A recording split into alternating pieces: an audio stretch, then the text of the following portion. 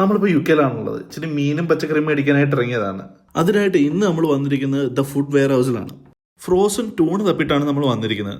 ഇതാണ് സാധനം. 3 10 പൗണ്ട്. നാട്ടിലെ അറൗണ്ട് 1100 രൂപയാണ്. ഒരെണ്ണമായിട്ട് എടുക്കണമെങ്കിൽ ഇതിന് 5 പൗണ്ടും 3 എടുക്കുമ്പോൾ 10 പൗണ്ടേ ആവുന്നുള്ളൂ.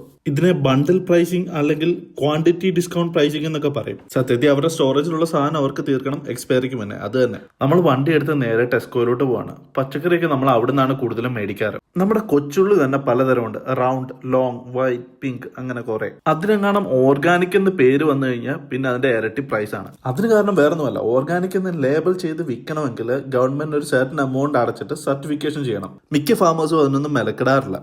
നിൽക്കുന്നത് നമ്മുടെ സ്വന്തം ബാസിൽ. അങ്ങനെ ഇന്നത്തെ നമ്മുടെ ഷോപ്പിംഗ് കഴിഞ്ഞ് ഒരു ക്യാബേജും എടുത്തു, മുളകും ഓറഞ്ചും പിന്നെ അല്ലറ ചില്ലറ സാധനങ്ങളും. ടെസ്കോയുടെ ക്ലബ് കാർഡ് അപ്ലൈ ചെയ്തപ്പോൾ 85 pence ഓഫ് കിട്ടി. അപ്പോൾ പുതിയൊരു വീഡിയോ ആയിട്ട് വീണ്ടും വരുന്നതായിരിക്കും. ബൈ.